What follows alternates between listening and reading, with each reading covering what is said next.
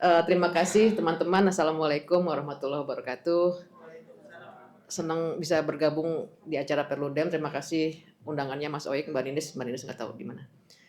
Jadi saya akan berbagi share topik yang mungkin agak beda dengan topik-topik sebelumnya yang sangat institusionalis, sistem pemilu, sistem pemilu, electoral system, sistem kepartaian dan seterusnya. Tapi ini spesifik akan bicara soal keterwakilan perempuan, teman-teman. Dan spesifik lagi saya akan gali aspek yang disebut sebagai kekerasan terhadap perempuan atau Violence Against Women in Politics atau disingkat VAWP, gitu ya. Mungkin teman-teman ada yang familiar dan nanti kita bisa berdiskusi bersama-sama. Nah, saya punya 3 poin yang ingin saya sampaikan. Nomor 1, saya tetap akan melacak ya data-data yang bersifat tren di tingkat keterwakilan perempuan di Indonesia. Setelah itu saya akan secara spesifik mendalami aspek yang kira-kira pertanyaan kita tuh kenapa sih sistemnya bisa seperti ini gitu. Kenapa di antara kita banyak yang nggak happy nih dengan peningkatan keterwakilan perempuan di parlemen gitu ya, juga di legislatif, di eksekutif. Dan kemudian opsi atau situasi tadi mengapanya akan saya kaitkan dengan VAWP ini, Violence Against Women in Politics gitu. Ini pendekatan baru yang sedang banyak digunakan di berbagai tempat yang intinya kira-kira VAWP ini adalah bagian dari yang membuat kemudian keterbatasan perempuan di politik gitu. Boleh berikutnya? Oh, saya pakai ini ya, pakai ini saya sendiri. Yang mana klik ini? Ya, ini atas. Baliknya ini. Oke. Nah, teman-teman mungkin familiar ya dengan gambar atau angka ini. Yang saya nyambung tadi diskusi pagi-pagi Mas Burhan sampaikan bahwa dari waktu ke waktu selama 9 kali pemilu, mungkin Orde Baru nggak kita hitung pemilu kali ya, 3 pertama dan 6 terakhir itu kita bisa lihat secara konsisten angka ini terus meningkat kan gitu. Nah, yang terakhir ini mungkin ada beda pendapatnya antara datanya Perludem sama yang saya lihat ya, cuman kira-kira ada kenaikan dari sisi persentase dari 20,9 atau 21 menjadi 22 dan angkanya juga naik ya dari 120 ke 128 dan itu tentu saja juga diiringi dengan penambahan kursi gitu. Tapi intinya adalah ada tentu saja ada naik turun ya antara 2009 sampai 14 tapi kemudian naik lagi, bounce back gitu ya. Nah, tapi intinya dari gambar ini teman-teman, kita bisa melihat bahwa sistem pemilu yang sekarang proporsional terbuka itu telah memfasilitasi peningkatan jumlah politisi perempuan yang ada di parlemen khususnya di tingkat nasional gitu. Yang paling kunci tentu saja adalah aturan tentang afirmatif policy terkait dengan 30% perempuan, kandidasi perempuan gitu yang dikontrol oleh undang-undang gitu. Jadi dan ini angkanya kita bisa lihat sebenarnya signifikan gitu kenaikannya dari waktu ke waktu. Nah, artinya saya mengulang poinnya Mas Burhan tadi, representasi deskriptif yaitu tipe representasi yang terkait dengan keterwakilan sosial, etnik, jenis kelamin itu sudah berlangsung dan terus meningkat gitu. Itu clear menurut saya dari data ini gitu. Nah, pertanyaannya kemudian kan apakah kan representasi itu ada 3 ya. Nanti saya bahas yang representasi ya, tapi saya mau liatin dulu tren-tren yang terkait regional ya. Ini data yang saya ambil dari kolaborasi juga dengan Perludem, Mas Oik dan Mbak Ninis, juga kolega saya di Universitas Sydney, Ain Sinpeng. Kita mendeteksi atau menggali di Asia Tenggara, sebetulnya Indonesia itu sampai mana sih terkait dengan kuantitatif ya. Ini saya baru ngomong kuantitatif atau dari aspek jumlah. Indonesia juga nggak jelek-jelek amat teman-teman. Jadi kalau dilihat dari persentase kursi ya di Parlemen Nasional, Indonesia itu kira-kira nomor 4 setelah Filipina, yang ungu itu adalah Vietnam, Singapura. Habis itu ada juga yang warna biru adalah Filipina, dan 1, 2, 3 nih yang ungu banget ini adalah Vietnam. Indonesia itu lumayan dari sisi jumlah kursi yang dimiliki oleh perempuan di tingkat nasional. Kita belum punya data yang spesifik clear di tingkat lokal ya, seberapa ininya besarannya gitu. Mungkin Perludem punya data kita bisa berbagi. Tapi saya mau bilang adalah konsisten dengan hasil yang di nasional, di tingkat regional pun Indonesia nggak jelek-jelek amat dari sisi kuantitatif ya, keterwakilan perempuan. Nah, ini juga menarik teman-teman, data yang sama kita coba oprek-oprek ya. Kalau kita lihat jumlah perwakilan perempuan dan tipe rejim itu kira-kira bisa mengikuti kategorinya lembaga-lembaga ranking demokrasi ya. Di sini ada closed autocracy atau autokratik tertutup, elektoral autokratik dan elektoral demokrasi. Indonesia itu masuk yang ungu ya, elektoral demokrasi. Tapi kalau teman-teman lihat, ini saya bukan lagi sedang tadi ya berpikir kata Mas Burhan, jangan harus berpikir taksonomi ya, bukan taksonomi belum. Kalau enggak nanti mudah diplesetin. Bahwa saya mau bilang, ternyata jumlah yang sistem dengan elektoral demokrasi itu lebih rendah daripada yang close. Artinya kan kita bisa bilang logikanya kan, ya udah kita close aja untuk bisa dapetin perempuan. Bukan begitu maksud saya. Maksud saya adalah ini menarik kalau kita bandingkan antara negara di Asia Tenggara yang memiliki sistem close autokrasi seperti Vietnam, itu angka representasi perempuan 30% di nasional parlemen gitu. Sementara Indonesia yang sistemnya elektoral demokrasi justru cuma 21% gitu. Sekali lagi ya jangan dibalik. Oh berarti Mbak Linda suggest nih bahwa mari kita tutup demokrasi itu begitu kita biar dapat suara perempuan lebih banyak. Nggak begitu. Ini menarik untuk bisa bandingkan bahwa antar negara itu ternyata kalau kita kaitkan dengan tipe rejimnya angkanya jadi menarik banget, jadi variatif itu. Misalnya Singapura nih ya, Singapura 29% dengan sistem elektoral autokrasi. Filipina juga 28% dengan sistem elektoral autokrasi. Artinya dari dua negara ini nih yang sistemnya elektoral autokrasi itu lebih tinggi dari Indonesia gitu. Pokoknya kelihatan menarik, tapi bukan berarti saya bersuggest gitu. Mari kita kubur demokrasi kita dalam rangka mendapatkan kursi lebih banyak untuk perempuan. Bukan begitu maksud saya. Nah, jadi poin saya adalah nomor satu, keterwakilan atau representasi deskriptif itu terkait dengan perempuan clear peningkatannya, termasuk di tingkat Asia Tenggara, sehingga kita bisa, menurut saya ya, kalau dilihat dari perbandingan ini, kita udah nggak jelek-jelek amat gitu ya, lumayan. Tapi, nah ini tapinya. Masih? Oh nggak geser ya? Oke. Nah, tapi kan representasi itu bukan cuman deskriptif ya teman-teman ya, ada 3. Nomor 1 kan yang tadi saya bilang, kita udah jangan cukup, atau emang Indonesia itu apa ya, kaum mendang mending itu ya mendingan lah ada ada representasi perempuan mendingan ada ini dengan itu. Tapi sebenarnya bukan cuma itu, karena satu hal ada descriptive representation, ada perwakilan kelompok, perwakilan jenis kelamin, perwakilan sosial, ekonomi gitu ya. Tapi yang paling juga adalah demokrasi yang bersifat substantif. Oke? Artinya apa? Kalau substantif, kita harus mengelacak seberapa dampak dari keberadaan perempuan ini di parlemen. Buat perempuan sendiri dan buat secara publik, secara umum itu. Dan sejauh ini kalau kita dalami ini, belum banyak yang bisa kita, bukan saya bilang tidak ada. Belum banyak. Karena logika representasi itu kan kalau teman-teman perhatikan kan ini kan sambungan antara warga dengan negara gitu kan. Wakil adalah supaya menyambungkan ini gitu. Tapi kita kan semua tahu, sekali anggota parlemen terpilih, ini ada kolega mahasiswa dulu saya, Gus Fohan yang lagi dari Kebumen, juga politisi dari sana gitu ya. Sorry ya, ini lagi nggak nyindir diri, mau nyindir semua gitu. Politisi sekali terpilih itu apa yang pertama kali dilakukan? Justru memotong keterwakilan atau konstitusi. Memotong konstitusinya, yaitu ganti nomor HP kan gitu. Supaya apa? Nggak bisa dikontak lagi gitu kan. Nah, artinya apa? Artinya ini nggak terjadi antara, dan ini berlaku antara laki-laki dan perempuan gitu. Mau laki-laki mau perempuan ketika udah masuk ke substantive representation itu masih macet gitu.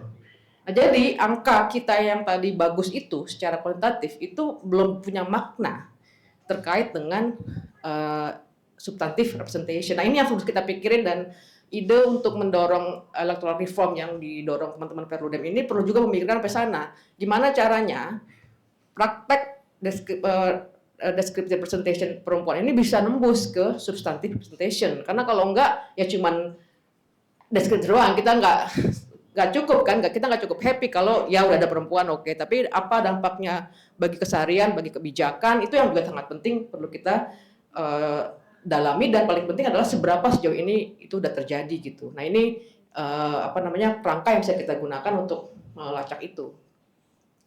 Habis itu ininya nggak jalan nih. Oke. Nah, salah satu why-nya, kita kan mau menjawab pertanyaan why. Kenapa kok bisa representasi itu bersifat substantif aja gitu. Oke. Ada beberapa kajian yang bisa teman-teman rujuk ya. Salah satunya adalah yang ditulis atau yang dikerjakan oleh Nan Kyung Choi. Dia kira-kira memetakan rute-rute bagaimana perempuan bisa masuk parlemen di beberapa negara Asia Tenggara termasuk Indonesia. Ada 3 rute. Nomor 1 rute elit, ya.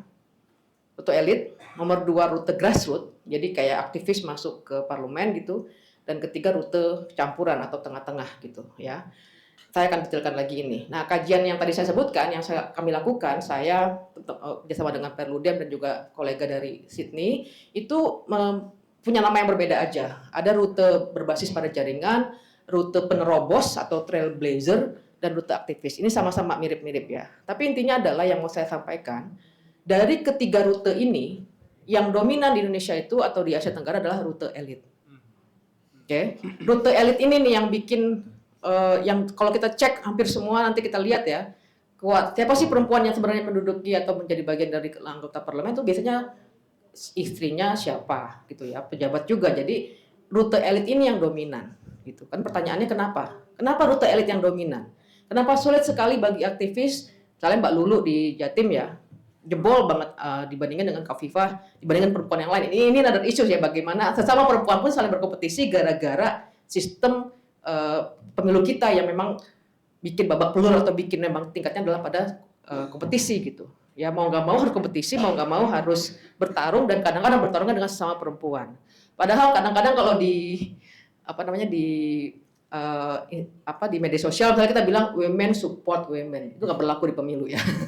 Nggak berlaku di pilkada itu women support women. Women harus melawan women karena apa? Sistemnya yang secara langsung nge-push kita untuk berkompetisi dengan perempuan yang lain gitu untuk bisa menang gitu. Sehingga artinya tidak ada bentuk solidaritas sama perempuan di pemilu, nggak mungkin gitu.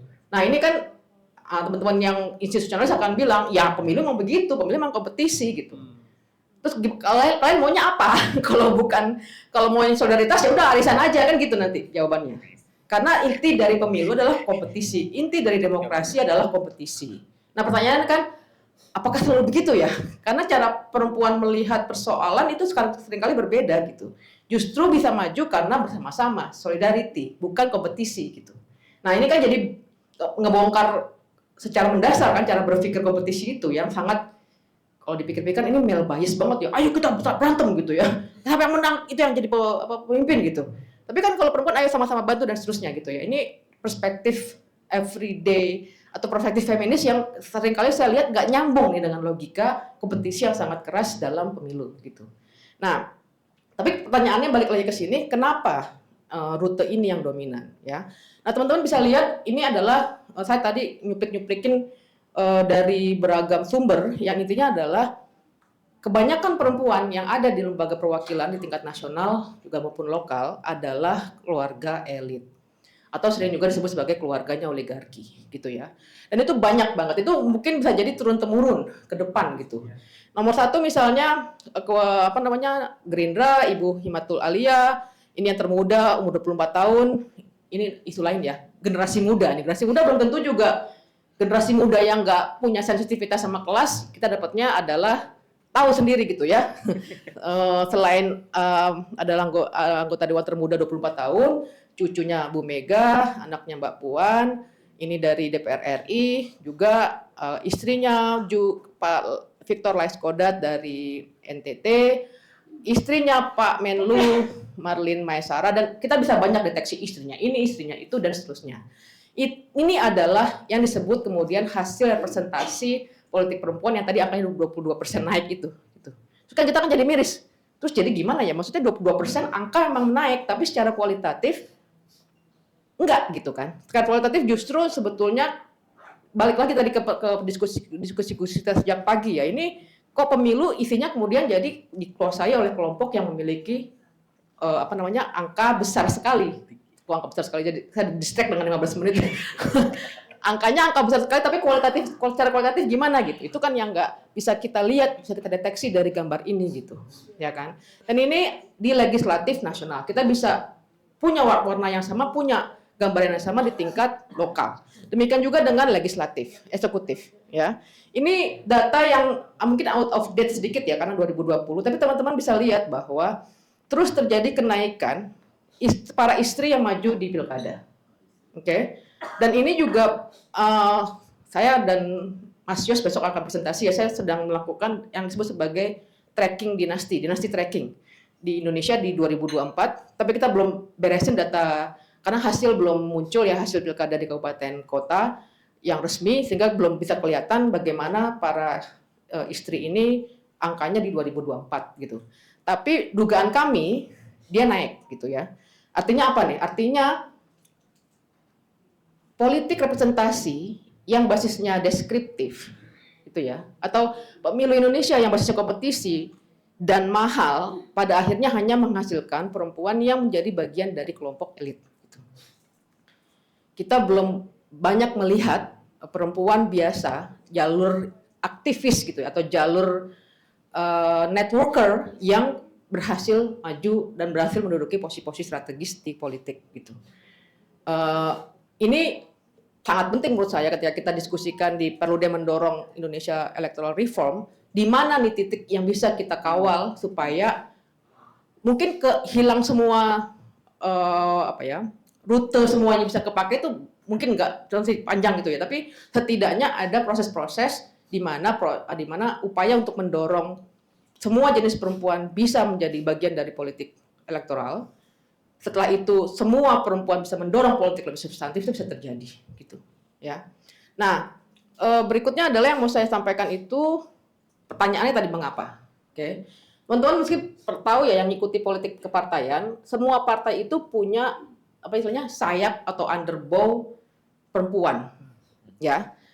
Di Gerindra ada namanya PIRA, Perempuan Indonesia Raya. Di PAN ada PUAN, Perempuan Amanat Nasional.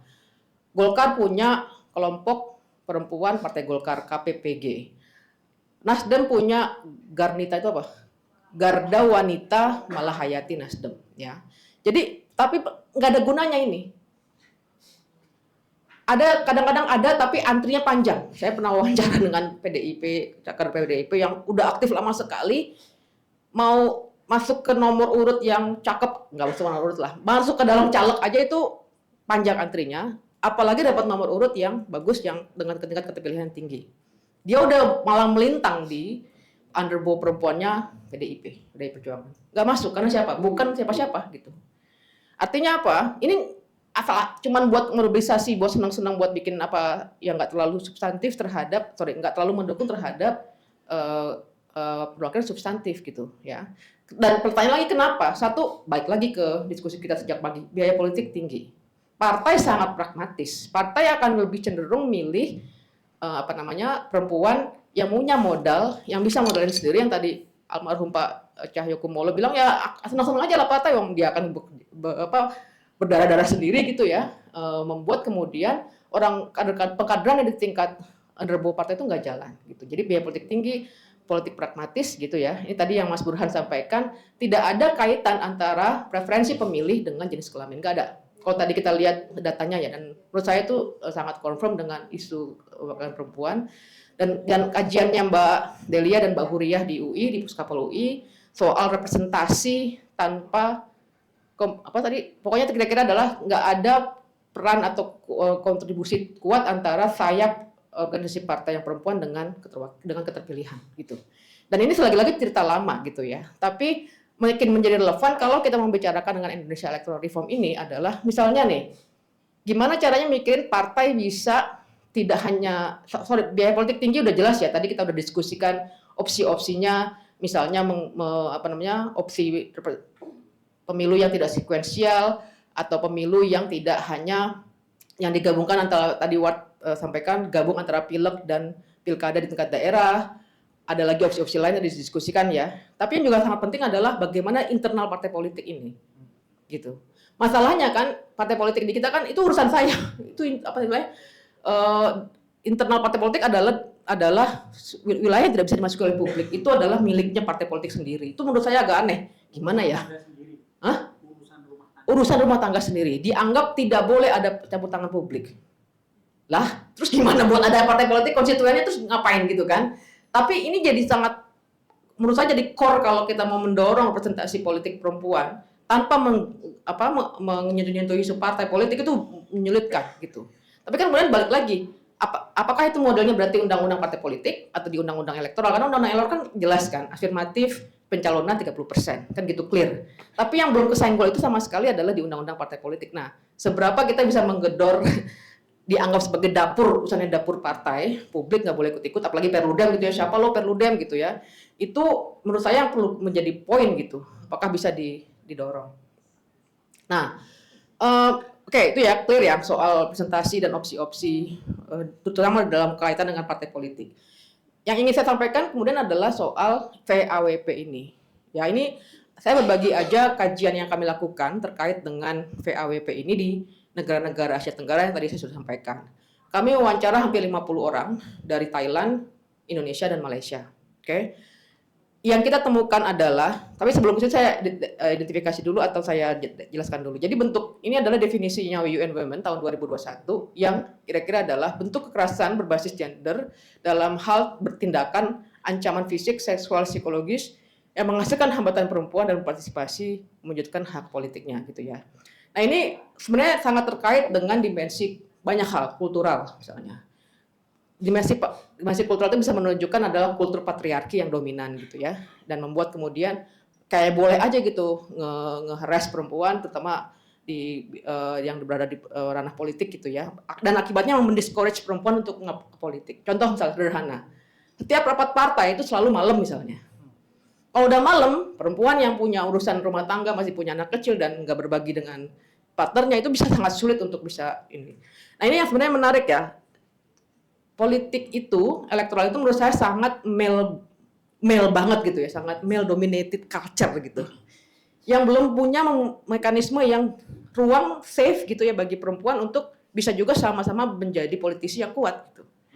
Pun kalau ada dia sama koleganya perempuan juga. Itu pun karena sistem pemilu yang kompetisi ini dia harus dihajar juga berkompetisi gitu.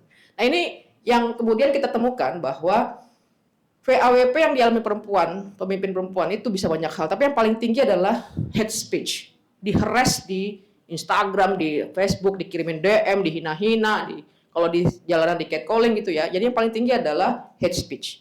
Nomor 2 itu ada terkait dengan negara ya, state surveillance dan state intimidation. Nah, kebanyakan beberapa ini konteksnya Thailand. Thailand itu betul-betul terutama kader-kader move forward party yang dikejar-kejar polisi gitu karena mau berkritis terhadap kerajaan gitu. Jadi ini pengalaman-pengalaman di Thailand. Tapi yang banyak sekali di pengalaman di Indonesia itu yang saya tahu adalah everyday sexism. Mahasiswa saya anggota dewan di sebuah kabupaten di Jawa Timur, masih single. Itu yang kerjanya nge-harass itu bapak-bapak, kamu mau nggak jadi istriku kedua gitu misalnya gitu ya. Kamu ngapain semalam, kesepian nggak? Masih cantik-cantik single gitu. Itu praktek-praktek yang saya kira dialami teman-teman muda, belum menikah, politisi, pinter, dan itu nggak nyaman buat semua teman-teman ini gitu. Everyday sexism itu kadang-kadang bunyinya kan nggak direct violence, di attack atau di ini ya, tapi membuat nggak nyaman. Dan itu bagi laki-laki kan kadang-kadang gitu aja sih, sensitif gitu. Lagi lagi halangan ya, lagi hate ya, kalau lagi marah gitu ya. Situasi-situasi itu yang kalau Indonesia banyak alami gitu ya. Dan ini menurut saya atau dalam kajian VAWP itu masuk ke dalam situasi atau mekanisme yang mendiscourage. Itu bukan tempat nyaman bagi para perempuan ini untuk berkiprah gitu. Belum lagi kalau misalnya pembagian komisi, udah komisi yang perempuan itu kesehatan anak dan seterusnya, yang tipikal isu perempuan. Padahal kalau kita melihat gender sebagai perspektif, dia bisa masuk dimanapun kan. Ngomongin infrastruktur tapi nggak sensitif pada kebutuhan perempuan, maka lokasi layanan kesehatan dari desa itu akan sangat jauh. Tapi kalau dia sensitif, dia tahu betapa susahnya melahirkan, maka lokasi puskesmas bisa lebih dekat dengan desa misalnya. Nah artinya selama ini ketika kita ngomong representasi yang bersifat substantif gitu, itu belum masuk ke dalam belum jadi mainstream gitu dari teman-teman anggota dewan atau di lembaga perwakilan gitu. Dia baru bersifat deskriptif dan baru bersifat Misalnya nih, Kementerian Dinas Perempuan dan Pemberdayaan Anak itu harus perempuan, enggak. Bisa juga laki-laki tapi berperspektif gender. Ketua PU di Dinas PUPR atau yang mewakili komisi itu bisa juga yang sebaliknya, karena yang paling penting adalah perspektif. Nah, ini merupakan salah satu bentuk yang membuat disinsentif bagi perempuan untuk menjadi wakil rakyat gitu. Akibatnya kemudian tapi kan situasi seperti ini teman-teman bisa kalau yang perempuan berdasarkan kelas sosial yang tinggi, yang ekonominya bagus, kadang-kadang dia nggak ngalami ini karena mungkin aman di dalam mobil gitu ya, nggak pernah jalan kaki pulang kerja di catcalling, nggak pernah karena naik mobil. Karena ini saya bukan mengatakan ini perempuan-perempuan kaya nih harus kita basmi, enggak. Tapi saya mau bilang kita perlu sensitif dengan cross isu gender dengan kelas. Gitu. Kebanyakan teman-teman yang aktivis perempuan pinter, punya kapasitas, tapi tidak punya kemampuan karena akses dimensi macam-macam yang membuat dia sulit sekali untuk bisa menembus gitu ya pembiayaan politik yang mahal sekali. Nah, saya ini last slide saya. Waktu saya udah habis atau masih? Jadi yang jelas gini, saya tadi belum menyenggol ya teman-teman bagaimana saya tahu Perludem mengkritik betul aturan PKPU terkait pembulatan ke bawah. Regulasi kita, konstitusi kita clear, ya ada jaminan bagi semua warga negara dengan latar belakang sosial apapun untuk bisa berpartisipasi dalam politik. Affirmative action kita juga clear, tapi entah gimana di KPU, PKPU-nya justru pembulatan ke bawah. Itu yang menurut saya sesuatu yang ketika kita ngomong regulasi, maka dia perlu satu paket sebagai perspektif gitu.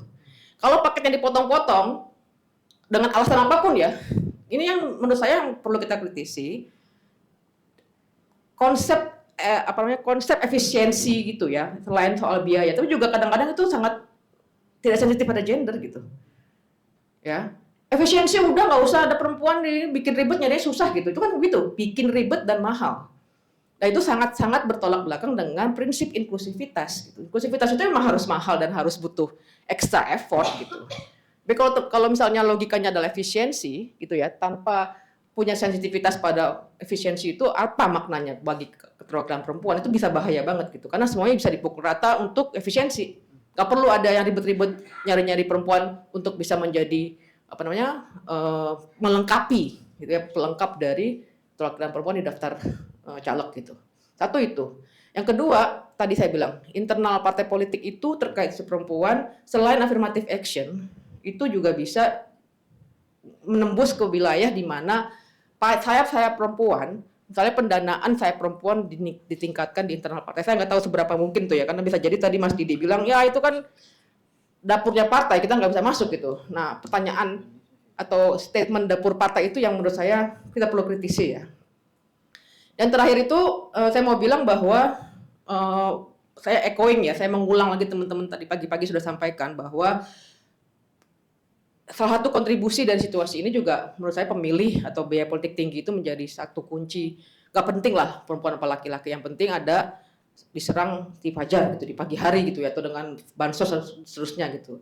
Meskipun saya kebetulan mengedit buku Politik Keterwakilan Perempuan yang Mas Oik juga kontribusi dalamnya ya, menunjukkan bahwa perempuan banyak sekali menggunakan agensinya yang disebut sebagai female subjectivity dalam mendorong atau memobilisasi suara gitu. Jadi beda dengan para laki-laki yang tadi ya sangat sangat macho gitu pendekatannya. Kalau perempuan jauh lebih bisa efektif dan bisa mendapatkan suara, dan itu kita bisa lihat dari banyak calon-calon dari PKS misalnya yang sangat menunjukkan betapa pendekatan-pendekatan yang bersifat keseharian ya, yang menjadi isu atau menjadi kekuatannya kelompok calon perempuan itu sangat kita temukan.